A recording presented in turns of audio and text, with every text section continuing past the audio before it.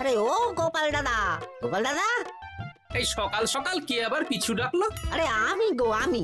আমি তো আমি নামে কাউকে চিনি না। আরে তুমি একটু পেছন ফিরে তাকাও তো। আমি তো সামনে যাচ্ছি, পেছনে তাকাবো কেন? ঠিক আছে, তাহলে আমি তোমার সামনে আসছি। আরে দৌড়াচ্ছ কেন? হ্যাঁ, আরে দাঁড়াও দাঁড়াও বলছি, দাঁড়াও, নইলে কিন্তু আমি মহারাজের কাছে যাব। হ্যাঁ,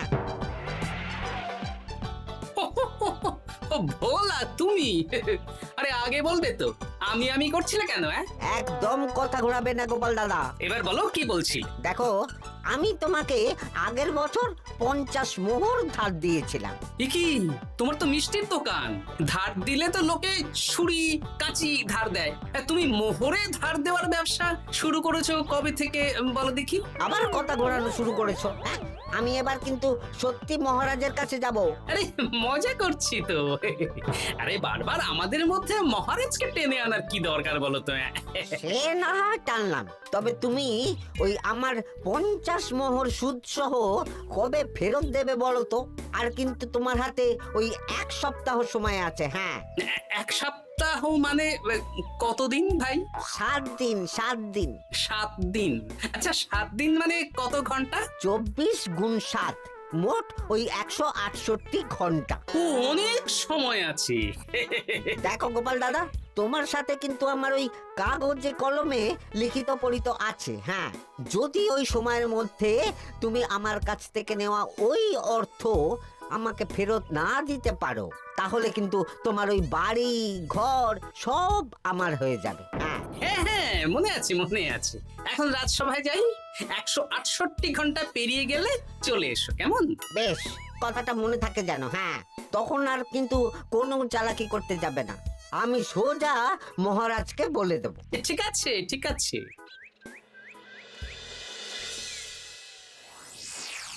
দেখুন মহারাজ, নিজের চোখেই দেখুন, সবাই হাজির, শুধু গোপাল ধা। সত্যি গোপাল ইদানিং আবার দেরি করে আসা শুরু করেছে। ওকে আচ্ছা করে ধোলাই দিন, তাহলেই চলে আসবে। কাজের কাজ তো কিছু করে না, শুধু বসে থাকে, তাতেও এই। যা বলেছেন মন্ত্রী মশাই। আমার মতে গোপালকে রাজসভাতেই বেঁধে রাখুন, তাহলে আর বাড়িতে যেতেও হবে না, আর দেরি করে আসবেও না। রোজ রোজ গোপাল করে রাজসভায় আসতে দেরি, তাই এবার তার পায়ে পড়াতে হবে বেড়ি। এই তো মহারাজ চলে এসেছি। আর বলবেন না, রাস্তায় ভোলা ময়রা চেপে ধরছিল। থাক, আর অজুহাত দিতে হবে না। নেহাত ভাগ্যের জোরে এই রাজসভার চাকরিটা পেয়েছিল। হ্যাঁ, মহারাজ ভালো মানুষ, তাই তোমাকে পুষছেন। আচ্ছা আপনি কি বলতে চাইছেন কি? আমি বলতে চাইছি যে মহারাজ যদি তাড়িয়ে দেন, তাহলে তোমার কি কিছু করে খাওয়ার যোগ্যতা আছে গোপাল? আপনার নিজের যোগ্যতা আছে? আছে বলেই মুখ ফুলিয়ে বলছি।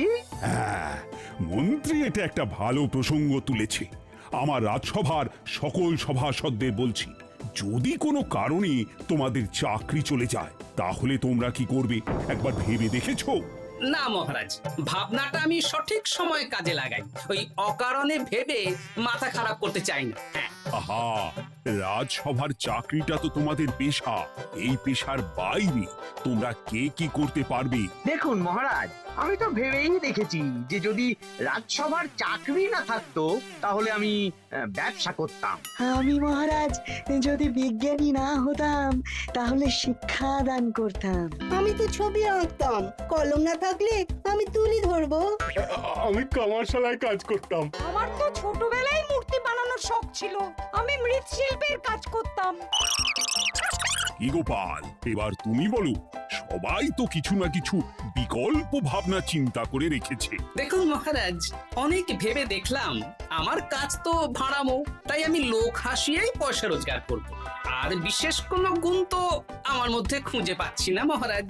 বেশ, আমি একটা ছোট্ট পরীক্ষা নেব। আজকের পর থেকে আগামী 7 দিন, আর এই 7 দিন তোমরা তোমাদের যা মন চায় সেটা করে রোজগার করবে। আমি তো খেতে ভালোবাসি। তাহলে খাবে। গোপাল হয় মুখ খুলে থাকে, নইলে চোখ বন্ধ করে। ও শুধু দুটো কাজই ভালো করতে পারে। আর 7ম দিনের শেষে বিচার হবে কে কত রোজগার করেছে। যার রোজগার সবচেয়ে বেশি হবে তাকে আমি দেব 100 মোহর উপহার। আর মহারাজ, যে সবচেয়ে কম রোজগার করবে তার বেতন থেকে আগামী 10 মাস 10 মোহর করে কাটা হবে। কি রাজি তো?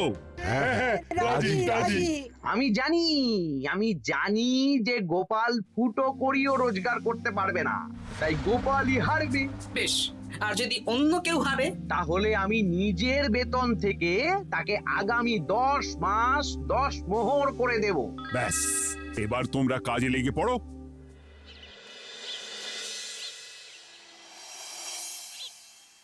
এ কি গিন্নি, আজকেও নিরামিষ? হ্যাঁ, আজকেও নিরামিষ খেতে হয়। হ্যাঁ, রোজই তো কিছু না কিছু একটা লেগে আছে তোমার। আমাদের পুরো শরীরটাই তো আমিষ। হ্যাঁ, তাহলে আমিষ খেতে বাধা কিসের বলো দেখি? বেশি তর্ক করতে হবে না বাপু। তা তোমাকে ডিম বানিয়ে দেবো। হ্যাঁ, না, আমি মানুষই। ঠিক আছে গিন্নি। আরে তোমাকে ডিম বানাবো বলেছি নাকি? আমি বললাম তোমার জন্য ডিম বানিয়ে দেবো। জন্যটা তো বলনি তখন। আরে তাড়াতাড়ি দাও, তাড়াতাড়ি দাও। এখন কদিন শুধু খাবো আর ঘুমাবো। 7 দিন ছুটি। ছুটি মানে? সেসব পরে বলবো গিন্নি। যাও গিয়ে ডিম সেদ্ধ বসাও।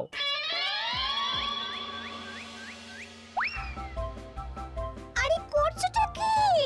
বাড়িতে যা মোহর আছে সব তুলে কোথায় নিয়ে যাচ্ছো? আড়ত বাজারে। কেন কেন? তুমি আড়তে গিয়ে কি করবে?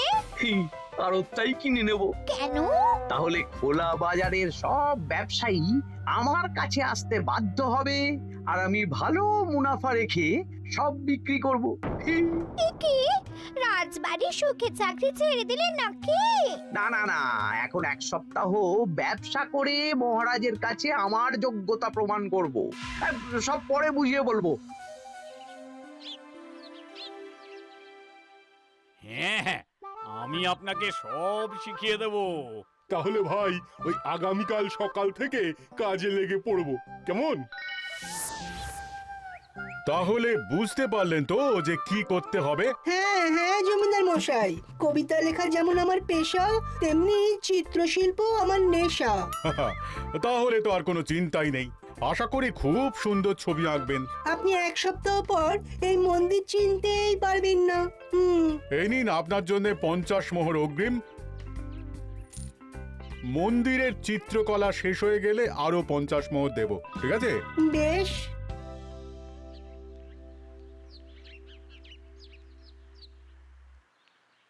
এই হাত চালা, হাত চালা। হাত পা সবই তো চালাচ্ছি মন্ত্রী মশাই। আপনি এত শাকসবজি আনাজ দিয়ে করবেনটা কি? আমি এখন 7 দিন কৃষ্ণনগরের বাজার নিয়ন্ত্রণ করব, তাই সব জিনিসপত্র আড়ত থেকে আমি নিজেই কিনে নিয়েছি। এবার সাধারণ বাজারের দোকানদাররা আপনার কাছে আসবে। কাল সকাল থেকে শুধু মোহর গুনবো।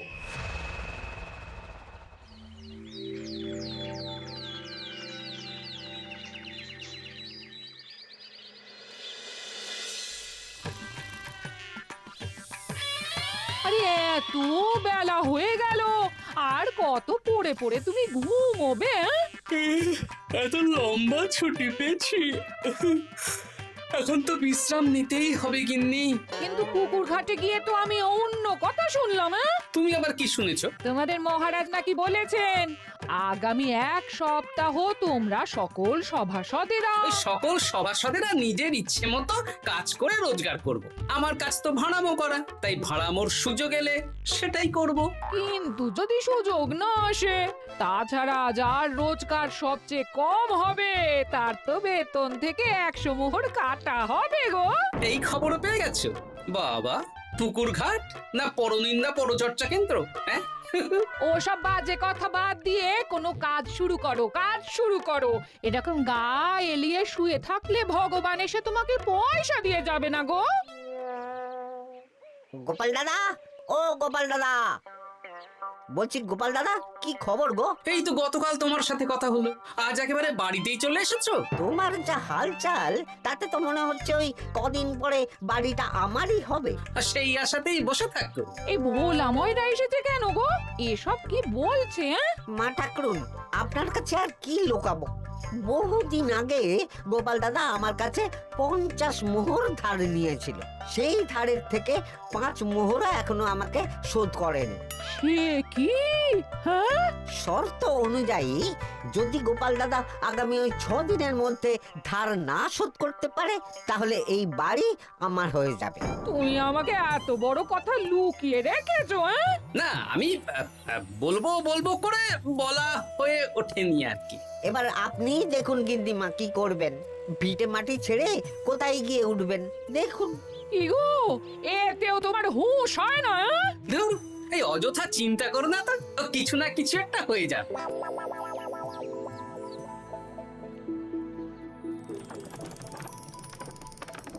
বাহ বাহ বাহ, পণ্ডিত মশাই, আপনি তো এর মধ্যেই কাজ শিখে গেছেন। আমি তো ছোট থেকেই মাটির পুতুল বানাতে ভালোবাসতাম।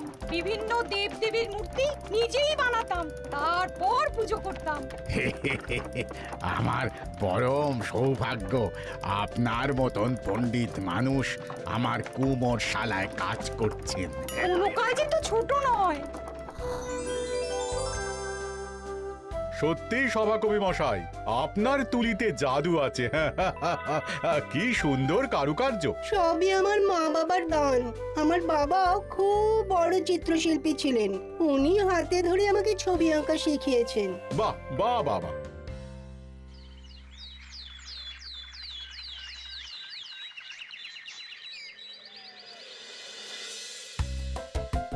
এই যে পুটি, আজকে তো একটা মজার জিনিস শেখাবো। কি জিনিস? নয়ের নামটা তো তোরা পড়েছিস। হ্যাঁ, বল তো।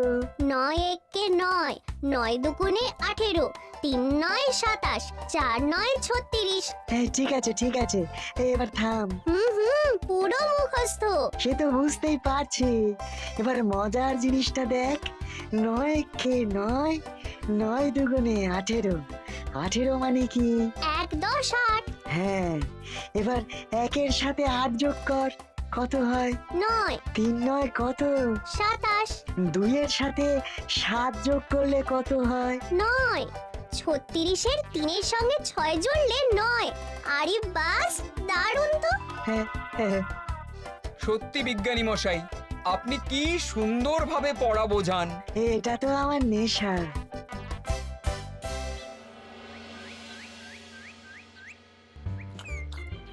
বলছি, তুমি তো দিব্যি বাড়িতে বসেই আছো। হ্যাঁ, কিছুই তো করছো না। সত্যি বলো তো, তুমি ভাড়ামো ছাড়া আর কি কিছু করতে পারো? হ্যাঁ, এই আদেশ করতে পারি। গেনি একটু তরকারি দাও তো, জলের ঘটিটা দাও না। যত সব। আচ্ছা, সত্যি তো ভাড় না হলে আমি কি হতাম? আমি কুমোর হতাম। মাটির কাজ শুনেছি খুব সোজা। যাই, কুমোর পাড়া যাই।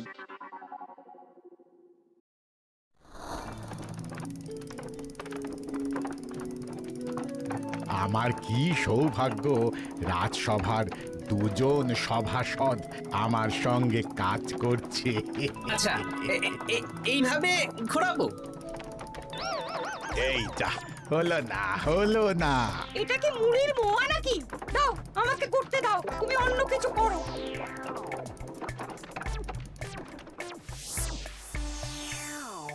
বলো গোপাল দাদা, কি দেবো? মুড়ির মোয়া, তিলের নাড়ু? আমি কিনবো না গো, বানাবো। হ্যাঁ, কি বানাবে? ওই মুড়ির মোয়া। কদিনের জন্য আমার একটা কাজ দরকার, বুঝলে? তা বেশ, তাহলে এসো, এই পিছনেই আমার কারখানা। গুড় মুড়ি সব রাখা আছে, বানাও।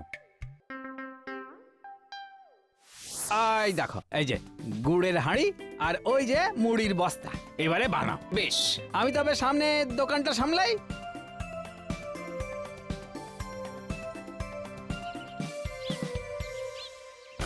এ কিসের আওয়াজ হলো?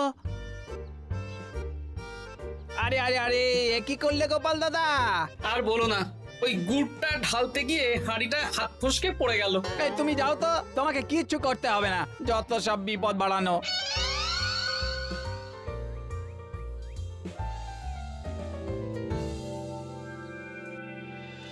তোমার তোমার দ্বারা কিছুই হবে না। হ্যাঁ, সত্যি তো আমার দ্বারা যে কিছুই হবে না গিন্নি। তাহলে তুমি করবেটা কি? এমন করে বলো না গিন্নি, সবারই খারাপ সময় যায়। আর খারাপ ভালো, যে সামান্য মুড়ির মোয়া বানাতে পারে না তার মুখে এসব মানায় না, মানায় না। এদিকে বাজারে সবজির দাম হু হু করে বেড়ে গেছে। হ্যাঁ, তাই নাকি? বলি তুমি জানবে কি করে? কদিন তো শুয়ে বসে আছো, আমি তো বাজার দোকান করি। মন্ত্রী মশাই এখন আড়ত সামলাচ্ছেন আর সাধারণ বিক্রেতাদের চড়া দামে বিক্রি করছেন। হ্যাঁ, ও বেটা জীবনে শোধরাবে না। উনি তো তাও ছলে বলে রোজগার করছেন গো। আর তাছাড়া অনেকে পথে গান শুনিয়েও রোজগার করেন, সেটাও তো তুমি পারবে না। হ্যাঁ, এই তো পেয়েছি। 6 দিনের মাথায় তো রাজসভায় একটা বৈঠক হবে, সেদিনই আসল মজা জমবে। কিসের মজা গো? হ্যাঁ, সেটা সেদিনই বুঝতে পারবে।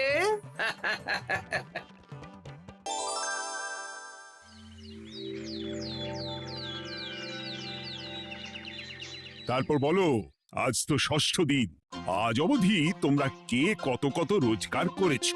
মহারাজ, আমি এখনো অবধি 200 মোহর। বাহ বাহ বাহ, আমি মহারাজ 15 মোহর। হ্যাঁ, আমি 5 মোহর। বিভিন্ন বাড়িতে বাচ্চাদের পড়াচ্ছি, শিক্ষাদান করছি দিনরাত। সেনাপতি আমি 10 মোহর পেয়েছি, আরো পাবো। আমি 50 মোহর অগ্রিম পেয়েছি, আরো পাবো আগামীকাল। বাহ বাহ বাহ, সবাই তো ভালোই রোজগার করেছো। আর গোপাল, তুমি বলো। মহারাজ, আমি এখনো অবধি কোনো রোজগার শুরু করিনি।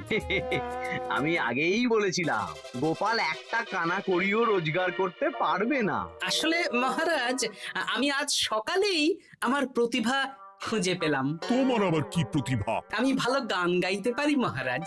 আমার ছোট্টবেলার ইচ্ছে ছিল আমি রুদ্ধদ্বার সভা করব, গান গাইবো, আর দর্শক বা শ্রোতারা আমার গান শুনে আমাকে পয়সা দেবে। বাহ বাহ বাহ, তা শোনালি না কেন? আমি চাই আপনারা সবাই আমার বাড়িতে আসুন, আমার গান শুনুন। এই না না না না না, তোমার গান শুনে অর্থ ব্যয় করতে পারবো না গোপাল। যদি শোনাতে হয় তো বিনামূল্যে শোনাও। তুমি ভেবেছো কায়দা করে গান শুনিয়ে রোজগার করবে? সেসব চালাকি কিন্তু চলবে না। না মহারাজ, আমার গান শুনতে আসার জন্য একটা কানা করিও খরচ করতে হবে না। আমি বিনা পারিশ্রমিকে গান শোনাবো। বেশ, তাহলে কবে শোনাবে বলো? এখনই চলুন, শুভস্য শীঘ্রম। আবার যেতে হবে কেন? এখনই শোনাও। আমার আবার নিজের বাড়ি ছাড়া প্রতিভা বিকশিত হয় না। বেশ তো, এই কদিন টানা কাজ করেছি, তোমার গান শুনে মনটা যদি ফুরফুরে হয়ে যায় ভালো তো। চলো গোপাল। আসুন আসুন, সবাই ভিতরে আসুন, আসন পাতা আছে, সবাই বসুন।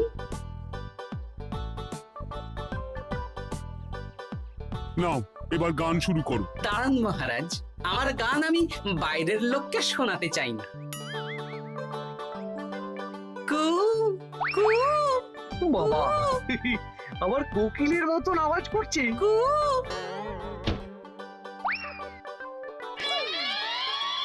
নাও নাও, শুরু করো।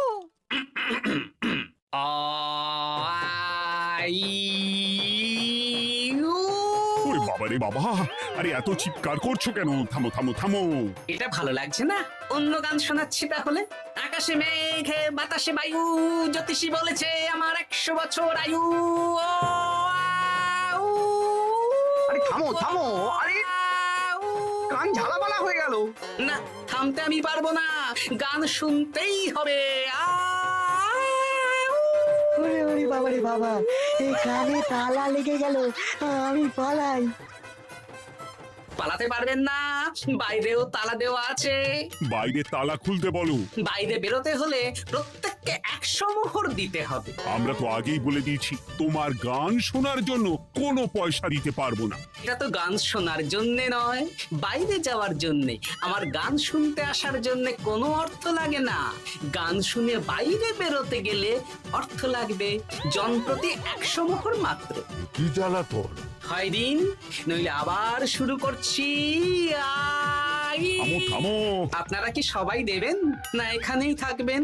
এই আরে, আমার কাছে এখন 50 মতন মোহর আছে। আমার কাছে 5 রাজমোহর আছে। সে আমি লোক পাঠাচ্ছি আপনাদের সবার বাড়িতে, পুরো অর্থ পাবো, তারপর সবাইকে ছাড়বো।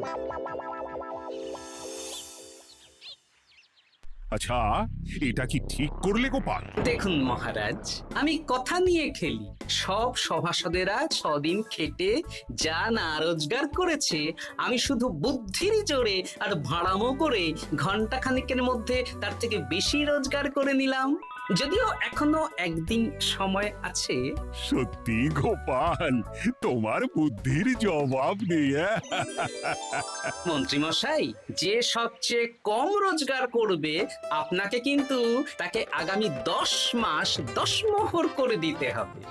হ্যাঁ নয় হ্যাঁ, এরকমই তো তুমি মুখ বড় করে বলেছিলে।